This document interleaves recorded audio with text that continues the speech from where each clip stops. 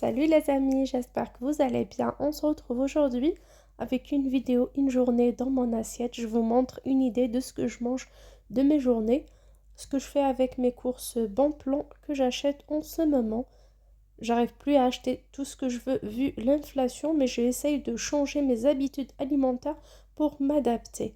Là, pour le petit déjeuner, j'aime me lever tôt. Je commence par une infusion à la camomille, de la verveine, de la menthe, peu importe ce que vous avez à la maison. J'aime bien prendre des herbes ou des herbes fraîches si j'en ai à la maison, même si c'est du persil ou du laurier, ça vaut vraiment le coup de tester ce genre d'infusion. Moi, je les prends sans sucre, directement hors du feu. J'ajoute de l'eau bouillante dans mon chop et je laisse reposer quelques minutes avant de consommer. J'ai décidé de ne plus manger du pain le matin ni de gâteau dans la mesure bien sûr du possible. Dès que j'ai du fromage frais surtout, du fromage blanc ou des yaourts nature, je consomme ça à la place avec les flocons d'avoine. J'ai jamais imaginé qu'un jour je mangerais ce genre de choses, mais croyez-moi, depuis que j'ai essayé, j'ai vraiment adoré. Je vous conseille d'essayer. Avant, je voyais ça sur internet, je me disais mais c'est de la folie. Où vont passer mes tartines beurrées, où va passer ma confiture, mes bons gâteaux. Mais croyez-moi, depuis que j'ai essayé, j'ai moins faim que d'habitude. Là, j'ai mis les deux yaourts parce que je vais manger ça avec mon chéri tant qu'il est là le matin. Donc, comme vous voyez, c'est un yaourt nature. C'est pas si onctueux que du fromage blanc, mais bon, ça passe. Là, j'ai mon muesli fait maison que je vous ai déjà partagé. C'est des flocons d'avoine, tout petits, tout fins, avec des fruits secs, des graines, un mélange de tout que j'ai fait maison, que j'ai mis dans ce pot recyclé de faisselle. Vous pouvez mettre seulement le flocon d'avoine, de riz ou tout simplement des graines de sésame, des cacahuètes, ce que vous avez à la maison, n'importe quelle graine, n'importe quelle herbe sèche que vous avez à la maison, c'est bon pour la santé, c'est riche en fibres et en minéraux. Donc je mets un peu dessus. Là, il me reste pas beaucoup. Au départ, je mettais beaucoup plus que ça, mais là, je suis bientôt en rupture de stock. Là, j'ai ajouté des raisins secs, tout simplement parce que je ne peux pas mettre de banane ni aucun autre fruit dessus. Je peux pas mélanger mon yaourt nature, mon muesli et des fruits frais. J'ai essayé et j'ai pas pu parce que c'était trop sucré à mon goût. Sur le côté, j'ai coupé une banane et une clémentine, bien sûr. C'est pour vous montrer, mais je mange pas directement. Je les mangerai vers 10 heures comme collation. Donc, comme on a dit, pas de pain et pas de gâteau. Et les fruits, on ne le mange pas directement le matin, mais on laisse pour plus tard.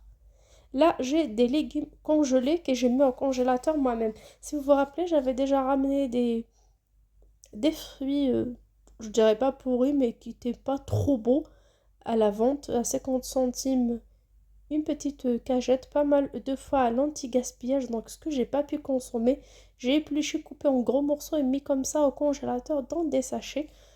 Cette semaine, j'ai pas beaucoup de fruits, de légumes pardon, à la maison, donc je vais cuisiner cela. J'ai un tout petit peu de brocoli, de la citrouille, poireaux, céleri, carottes, navets, oignons. Donc pas mal de petits légumes que je mets comme ça dans une marmite. Je couvre d'eau bouillante dans la mesure du possible, sinon de l'eau fraîche. Et je mets sur feu moyen. J'ajoute un cube de bouillon spécial pâte, donc un cube de bouillon avec ail et fines herbes, juste parce que je les ai à la maison d'atour, sinon je vais me contenter de mon sel et poivre et d'herbes si j'en ai à la maison. Là, pour cette fois-ci, dans ce mélange, il y avait beaucoup de céleri, donc pas la peine d'ajouter d'autres herbes. Pour les épices, pour le moment, ça part avec sel et poivre seulement. Là, j'ai changé de marmite pour que je puisse cuire autre chose dans ma petite marmite. Une plus grande, donc c'est le bas de ma couscoussière. Là, j'ai environ 250 grammes de blé parce que je fais pour plusieurs repas en même temps. Donc, c'est les blés que j'ai achetés à Lidl. Je pense 2,56 € le kilo. C'est vraiment le moins cher. J'ai vu un peu partout. Également, j'ai partagé avec vous la dernière fois mes pots d'1 kilo de petits pois et de carottes en conserve. J'utilise rarement des conserves, mais quand je tombe sur une très bonne affaire, je fais avec. Je les ai laissés plus d'une semaine dans mon placard et cette fois-ci, comme j'ai pas beaucoup de légumes, ça tombe très très bien. Là, je prends la moitié, l'autre moitié, je conserve dans mon frigo pour faire un ragoût en ajoutant tout simplement de la sauce tomate, des pommes de terre et des herbes, des épices. Là, j'ai mis de l'eau salée à bouillir pour préparer mon blé d'une façon très très simple, comme vous voyez. Je verse mon blé directement dans mon eau bouillante salée. Vous pouvez ajouter un cube de bouillon, vous pouvez ajouter tout ce que vous voulez comme épices. Moi, pour le moment, j'ajoute rien du tout. C'est une eau salée ordinaire, comme pour la cuisson des pâtes. Là, ça commence à bouillir, ça commence à gonfler, ça prend à peine 5-6 minutes, bien sûr, selon votre feu. Et là, je l'ai mis sur feu vraiment doux, c'est le tout petit. Là, j'ai mis une fois presque cuit, j'ai mon mélange d'épices spécial couscous. Donc, c'est des épices, un mélange d'épices style Colombo ou même épices tagine. C'est le même principe, c'est un mélange d'épices, bien sûr, jaunes, comme ça contient du curcuma. Vous pouvez utiliser également le rouge si vous voulez que votre blé soit rouge. Moi, j'aime bien cette couleur de curcuma sur mon blé et mon riz. D'ailleurs, vous pouvez remplacer par du riz. Bien sûr, moi, je privilégie les céréales plus que les pâtes. Les pâtes, je fais de temps à autre, mais assez souvent les céréales. J'ajoute directement mes petits pois, mes carottes. Bien sûr, une fois mon blé presque cuit, il croque un tout petit peu sous là-dedans, sinon c'est cuit. On peut le laisser comme ça et le servir avec cette sauce.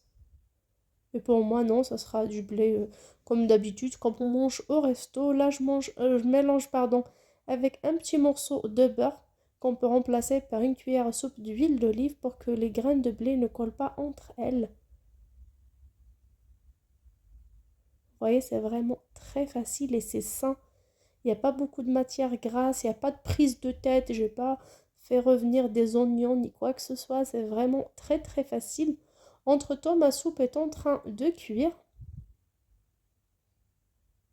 Je mets le couscoussier directement sur la marmite de la soupe et je verse mon blé et mes légumes. Comme ça, le jus de cuisson du blé ainsi que des légumes descendra directement dans ma soupe. Et donc, l'épice couscous, le poivre, le gluten de mon blé, ce qui apportera un côté un peu d'épaisseur pour ma soupe, vraiment des minéraux très importants qui auraient pu partir à la poubelle si j'avais fait goûter tout simplement dans mon évier de cuisine. Là, j'ai 2 tranches de poisson blanc surgelé que j'ai déjà partagé avec vous. C'est le reste de mon retour de course du mois de février. Donc, c'est du poisson, du filet de merlu surgelé. J'ai fait décongeler auparavant dans le frigo, donc depuis la nuit dernière. Et là, j'ai fait égoutter. J'assaisonne de sel et de poivre, bien sûr, sur un morceau de papier cuisson de préférence. J'ajoute une petite cuillère à café d'huile d'olive. Après, je mets à cuire dans le couscoussier, bien sûr. Là, à ce moment-là, j'ai débarrassé mon blé, je l'ai remis dans la marmite. Une fois le jus bien égoutté sur ma soupe, ce qui lui donnera un très bon goût. Donc, il y a les légumes dans la soupe, il y a le goût du gluten, le goût de... Pardon, pas le goût du gluten, mais l'épaisseur du gluten et le goût du blé que j'ai goûté tout à l'heure. Et il y aura un léger goût de poisson parce que je vais faire cuire dessus mon poisson. Donc, ça sera vraiment une soupe très très bonne et riche. Ce qui est des boissons rafraîchissantes, j'ai 4 petits citrons verts qu'on peut remplacer tout simplement par 2 citrons moyens jaunes. Mais il n'y a pas d'amertume, croyez-moi, ça a vraiment le même goût. J'ai également 100 g de sucre en poudre qu'on peut remplacer par n'importe quel sucre. Et 1 litre d'eau du robinet ou tout simplement de l'eau cristalline, de l'eau minérale comme vous voulez. Là, j'ai bien lavé mes citrons, il n'y a pas de pépins, heureusement. J'ai coupé tout en tranches fines ou grosses ou en petits dés comme vous voulez. Je mets dans mon blender, j'ajoute directement mon sucre. C'est une citronnade exceptionnelle. Quand on mixe comme ça avec le zeste, pardon, on a vraiment cette odeur, ce parfum de citron. Et on a un très très bon jus et la couleur et la consistance ne se décomposent pas, même si on laisse ça pendant 2 jours au frigo. Comme vous voyez, je vais couvrir et mixer le tout, puis passer à la passoire ou au chinois pour éviter qu'il y ait de la pulpe dans mon jus. Voilà mon jus, voilà ma citronnade, elle est vraiment parfaite. Avant, je la faisais autrement, je faisais bouillir le zeste avec un verre d'eau et le sucre sur feu doux.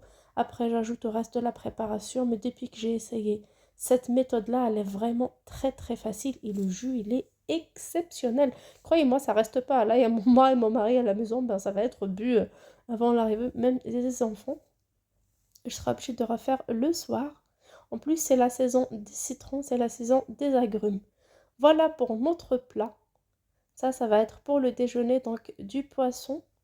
Comme vous voyez, cuit à la vapeur, c'est pas trop sec, c'est vraiment trop bon. Du blé aux légumes à côté et une tranche de citron, c'est vraiment trop bon, sain, équilibré et surtout pas cher du tout. Franchement, on nous sert dans les restos des assiettes pareilles et vraiment à des prix trop chers. Et nous, on peut faire ça à la maison avec vraiment très peu d'ingrédients. N'hésitez pas à essayer la recette et à m'en dire en commentaire. Vous pouvez également manger ça comme mon mari et mes enfants aiment bien, avec un petit peu de ketchup ou de sauce tomate sur le poisson. C'est vraiment trop bon. J'espère que cette vidéo vous plaira. Là, pour ce qui est de la soupe, elle est cuite. Là, je l'ai mixée. Elle est un peu légère. Pour les personnes qui aiment les veloutés, il faut laisser mijoter. Plus que ça, il faut laisser absorber le jus. Pour nous, ce sera une soupe ordinaire. Ce ne sera pas un velouté accompagné du pain fait maison que j'avais au congélateur.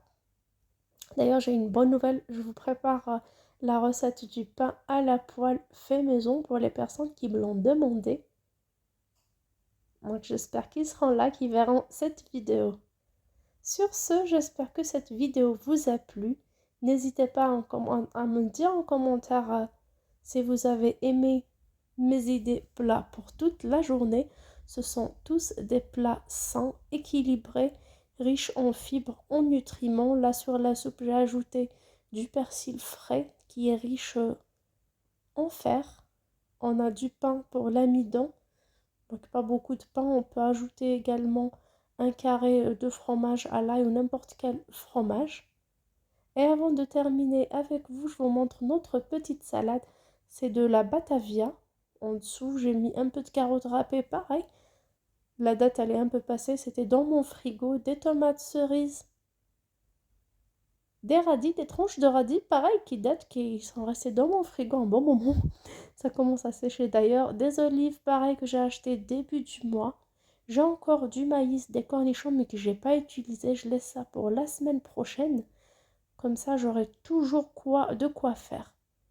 Là, pour le fromage, ça s'appelle cottage cheese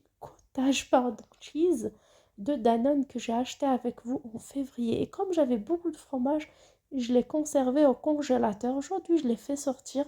J'ai pris une partie, je l'ai égouttée et j'ai décoré ma salade avec. Donc, ça va passer en maximum 2 jours. On doit manger ça comme c'est décongelé. Chez nous, ça passe en une demi-journée. On adore le fromage, surtout moi et mon mari. Donc, c'est vraiment une très bonne idée. Quand vous avez un surplus, vous tombez sur des bonnes affaires, n'hésitez pas à les mettre au congélateur. Sur ce, je vous dis à très bientôt sur ma chaîne. Ciao!